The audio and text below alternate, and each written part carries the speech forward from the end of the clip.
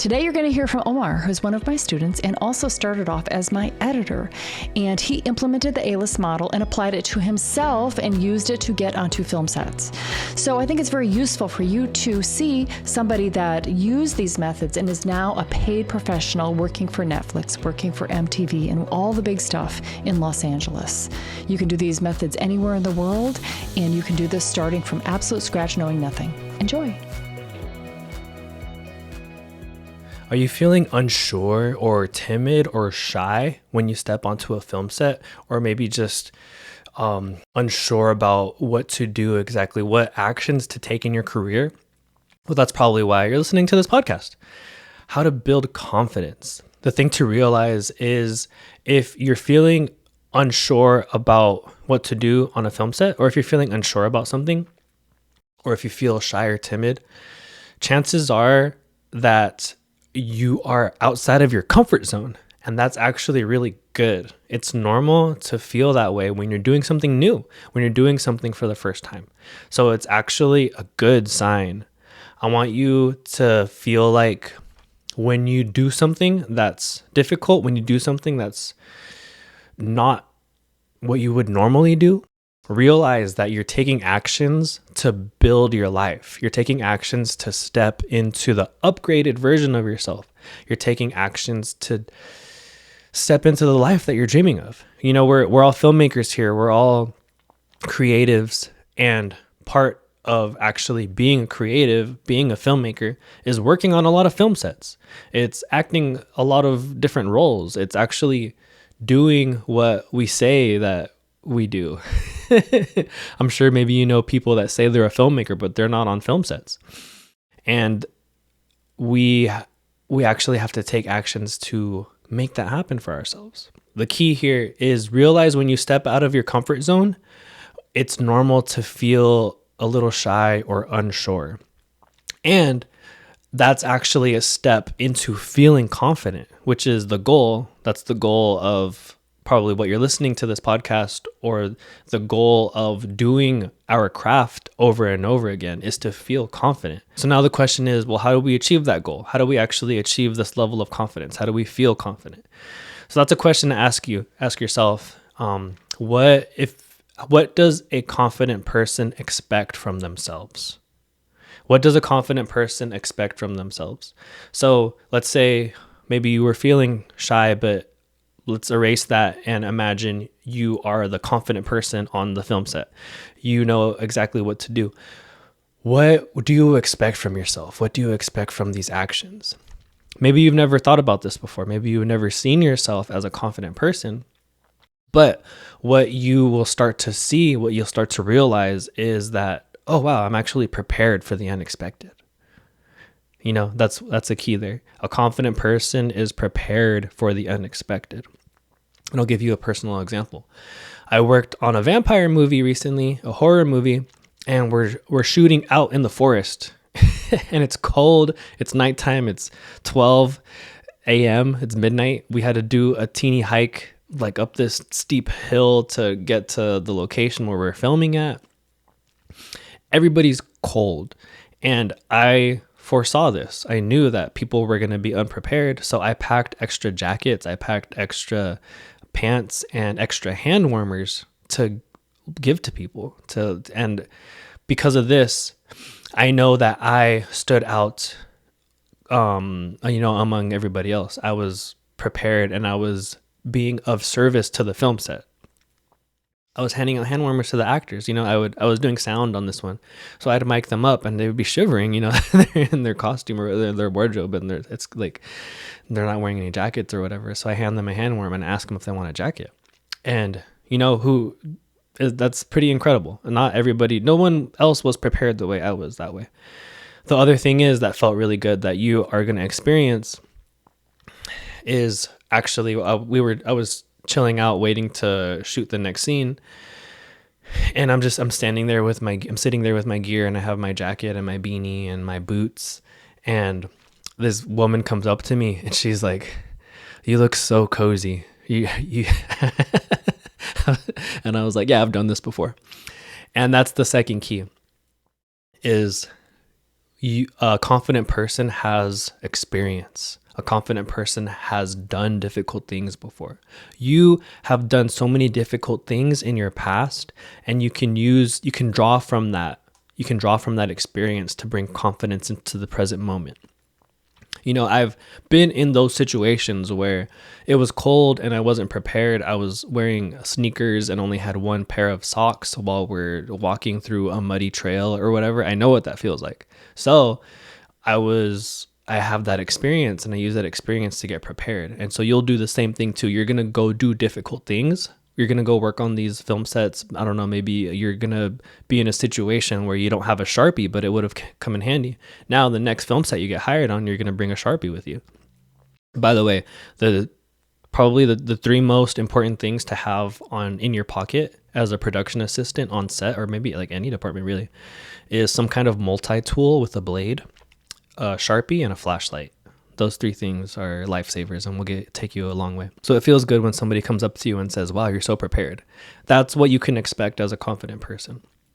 What do you expect of yourself as a confident person? Expect success. The other thing you can expect is, well, actually, let's flip this. Let's imagine you're on a team and you notice the confident person, and how do you feel around them? What do they do that nobody else does?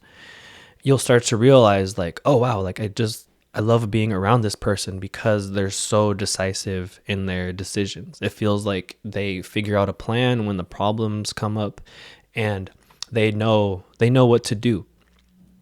Now, you take on these qualities. Act like that person. Your actors act like that confident person. Soon you will become them. But until then, just act like that confident person you can visualize so vividly. It feels good when people come up to you and say like, hey, like I feel good having you on my team. And this is something you can expect when you step into this confident version of yourself. I worked on a music video for Caliucci, and my boss, I was set dressing. So my boss, the lead man, he comes up to me and he's like, bro, like I love working with you because I feel like I can just leave you alone and you do exactly the right things. You get the work done. I don't have to babysit you. And then he compared me to another person on the team. Like, I feel like I have to babysit this guy a little more, but with you, I feel like I can just leave you alone and you're going to be productive. So that's the type of person that you need to show up as. And this is the type of person that the Friends in Film cultivates. This is the type of person that the Friends in Film methods cultivate, is to become that proactive person that takes action and knows what to do. Janet teaches us what to do in the paid training. She shows us exactly what actions to take, what to do in each situation. It's very nuanced and subtle, and it's all in our paid training. So if you're interested in that, go check out friendsinfilm.com/Janet. That way you don't have to wonder like, oh, like what should I do now? What do I do? No one's telling me what to do. They're all so busy. I don't want to ask them what to do. You don't have to worry about that anymore. Now you know, like, okay, I can go take out the trashes and do it with a smile. Or like, oh, now I can go organize Crafty and make sure it looks organized and clean and everything is stocked up properly. Or, oh, I see the production designer is struggling carrying these heavy boxes. Let me go help her out. Let me jump in there and carry the boxes for her. These are the things that set us apart as Friends in Film people. And this is a new level of confidence that will set us apart. It'll set you apart even with other people in the industry that have been doing it many years or months longer than you. But the first time I got on a professional TV show, the first time I was a production assistant on a TV show in Santa Monica, somebody came up to me at lunch. And I think it was like 5 months into the program, and I'm working with other PAs that have been PAing for years. They've been in the industry for years. Somebody comes up to me at lunch and they're like, hey, Omar, you're the best PA here. I want to bring you onto my next project. Let me get your contact info. And I was expecting this to happen. You can expect stuff like this to happen when you show up this way. The thing is, you have to learn how to show up that way. And that's what we're teaching you here. You know the actions you take are going to give you what you want. And you can use I'll say that again. The actions you take are going to give you what you want. You know, the actions you take are going to give you what you want. This is how you move in confidence with yourself. And you can apply this to a specific dilemma or a specific like situation on a film set, and you can apply it also in your career, the long scheme, the long-term story. The long term in your career, you can apply this. You know, the actions you take are going to provide you that longevity in your career. You know, all the things that Janet teaches us, like networking, creating your magic list, studying the people that we want to work with, researching them and seeing what projects they work on, who they work with. We know that the actions we're taking now, these are seeds that we're planting that are going to bear fruits in the future, that are going to pay dividends for years to come. You know, doesn't that feel good? Maybe you're listening to this and you've been feeling lost in your career. You've been feeling like, oh, I don't know what actions to take. So I'm just going to make another passion project, or I'm going to work on another student film and not get paid for it, and feel jaded that all the work I do is unpaid. This is not the way to build a career. It feels so much better to know that the actions you take are exactly what you need to take so that you end up on the big budget sets doing the craft that you want to do. You know, if you're a DP, you're not stuck DPing student films. You actually get into the camera department on a feature or on a commercial or like a big budget music video, and you actually see the DP working. You're friends with them. You're seeing how they do their thing, and then you DP for them. You DP for that director next time, or however it works for you. That building your career that way feels so much better, and it's a different level of thinking that we are accessing now compared to, oh, I don't know what to do, I feel lost. And I mean, like, it's normal to feel lost if you don't know what to do, but we lay out exactly what to do. We have a specific strategy to move up fast. The other thing that is very important in being a confident person, embracing this confident version of yourself, it's positive self-talk. And maybe you might be thinking like, oh, that's woo-woo stuff that doesn't really work. It does work. It really does work. One time I asked Janet, like, hey, Janet, what's the key to success? How do you become successful? And she said, Omar, the key to success is mental and emotional mastery. Mental and emotional regulation. You have to master and regulate your thoughts and emotions. And one of the ways to do this is talking to yourself positively. This is something that I struggled with in the past. I was talk to myself negatively. And it's very powerful. The power of life and death is in the tongue. It's in the words that we tell ourselves, that we repeat over and over again. These are mantras, and these are like spells that we cast on ourselves with our words. It's so important that we cast positive spells instead of negative ones. So, for example, in the past, I would have negative self-talk, like, oh, you suck. Like, oh, of course that didn't go right. Like, oh, like, of course you would mess that up. And you have to imagine, like, if the thoughts that you tell yourself, if you write down, if you become aware of the internal dialogue during these negative feelings and these negative moods, if you write it out on the chalkboard of your mind, like, how does that make you feel? And if it makes you feel bad, if it's negative, then it has to change in order to become the person that you want to be. This confident version of yourself doesn't talk to themselves that way. The confident version of yourself says things like, hey, I'm doing a good job. Or, oh, it's okay that this feels uncomfortable because I'm learning something new. Or, oh, that was painful, but I just learned a very valuable lesson and now I'm better because of it. So this positive self-talk, it's practice. You have to practice at it. The first step is becoming aware of negative self-talk, and then you can learn the alchemy to flip it over into the positive self-talk. Some of the ways to flip it into the positive self-talk are empowering questions. Some of the ways to flip the negative self-talk into positive self-talk are empowering questions. So when you become aware of a negative thought, like, oh, I messed that up and it's so painful, whatever it is, like, oh, of course I messed that up. Then you ask yourself, wait, why did these guys hire me? And then you answer it like, oh, it's because they like me. Oh, it's because they know that I provide the value that they're looking for. You know, it's like, you can ask yourself like, oh, well, okay, that is painful, but what did I learn?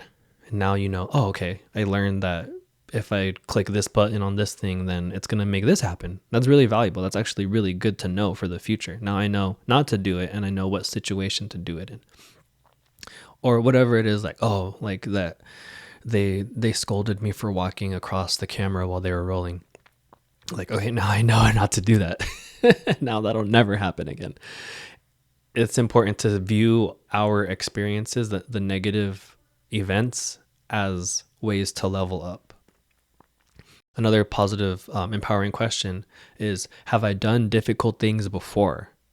Like, yes, I have. I've done it. Have you achieved your goals before? Have you achieved this same goal before? And like, yes, I have. I have, whatever it is, PA'd successfully before, and people have told me I've done a good job.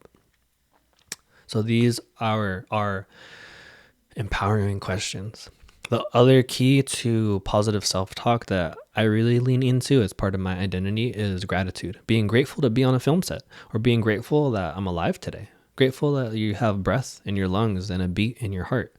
It's so amazing. It's so cool. Like if something bad happens, then you can always go back to this gratitude of being alive or being on a film set. It's pretty amazing, you know? And it happens all the time. Whenever you have a negative experience, like sometimes the only thing you can be grateful for is your breath in that moment. And I find it very powerful. When you're grateful, then fear and negativity cannot exist. So that's why you can lean into gratitude. It's something you can always lean into. Another important practice that you can do is, let's say you have a negative experience on set. Let's say you mess up, whatever. You cross while the camera's rolling. You cross in the background, and then they got to redo the shot. At the end of the day, you're probably thinking about that one moment over and over again, like, oh, that sucked. I don't know. So what you do is you recreate that event exactly the way you want it to go. You have control of your imagination. So use your imagination to create that event exactly how you want it to go. You know, you imagine yourself, whatever it is, like, okay, now you know exactly when to hang out on the side. You know exactly when to jump in and hand talent their water. You know exactly when to reach and take the water bottle out of the set. And you know exactly when to move. You feel confident, you feel smooth, and you have the finesse of a seasoned professional. When you start to reimagine that negative experience this way, it does a couple things. The first thing is you start to feel better about that. It just generates good emotions and you feel good about life. The other thing is it trains you. It trains you, so with the future situation that comes up, the similar situation that comes up, you know exactly what to do. And that's very valuable. You're using the past to step into a higher version of yourself, preparing for the future. You're preparing yourself mentally and emotionally for the future. It's a very valuable practice, reimagining the past in a way where it's for your benefit, where everything goes exactly how you want it. And then the final point that we have about building confidence is having a support network, having your tribe, your group of people that you can ask advice, you can ask wisdom, you can seek advice on specific situations that come up.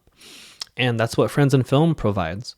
You know, when you join our paid program, then you are part of the tribe, and you can post on our message board and say like, oh, hey, like I got hired on this job, but I also got asked to work on this job. I'd rather work on this second job. What do I do? What do I say? How do I navigate this situation? And then we'll all respond and tell you what to do in that situation. Or also the other thing that this provides is you have mentors. When you have a group of seasoned mentors that are further ahead of you, whether it's months or years, you can grow from their experience. They'll tell you like, hey, don't do this. I did this and it screwed me in the past. Do it this way. This way is way better. This way will take you further faster. And that's so valuable. That's what I did. You know, like, I don't know how long it would have taken me to get to where I'm at in my career. I don't even know if I could have done it. But because I had Janet's mentorship, she's been in the industry for like 25 years. Now she told me exactly who to talk to, how to say, how to move on set, how to build my career. And it's so valuable. I've only been in the industry like 4 years, and I'm already at a really decent level. I've moved really fast because of having this mentorship.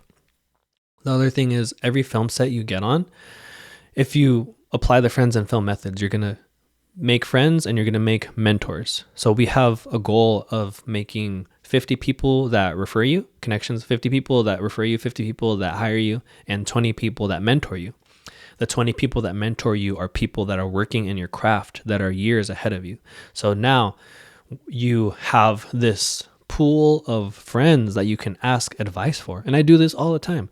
I have mentors in sound and I have mentors in art. And it's just so valuable to ask somebody that has encountered a certain problem. You can be like, hey dude, I'm going here. I don't know exactly like what the landscape is going to be. Like what should I do? Have you done this before? They'll be like, oh yeah, I do it all the time. Just do this, this, and this, and this. A specific example is I was hired to do effects for a film, and the gag was there was a pool and the pool had to bubble and smoke, and then the ghost came out of the pool. So I had an idea of what to do. I was researching some stuff. And then after I kind of did a little bit of research, I asked my friends, they're in the union, they're a lead person and a set dresser that are in the union for art department. So I asked them like, hey, like I'm doing this thing next week. I had this idea. What have you done anything like this? Like, what should I do? They're like, oh yeah, you got it. Just do this. Use this type of tubing, drill holes in this one, and then connect it to this type of fog machine, and you got it, bro. It'll be easy. And then just do this, this, and this. Yeah, you're solid. It's easy.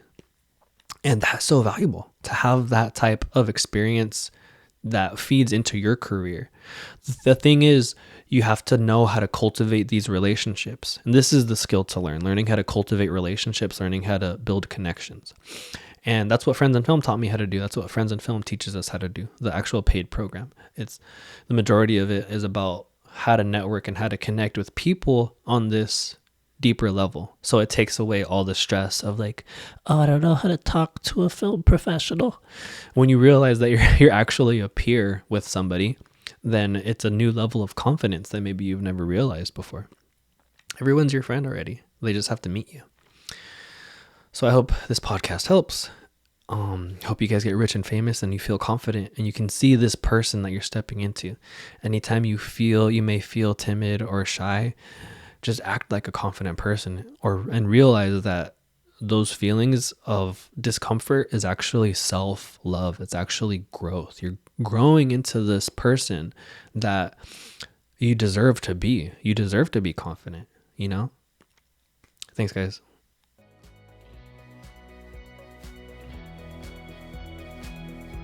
Thanks so much for listening. And if you want to take your career to the next level in the film industry, go to friendsinfilm.com/join.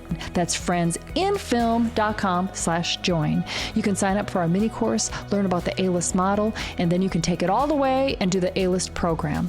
So that's friendsinfilm.com/join. Thanks so much for listening. Have a great day, everybody.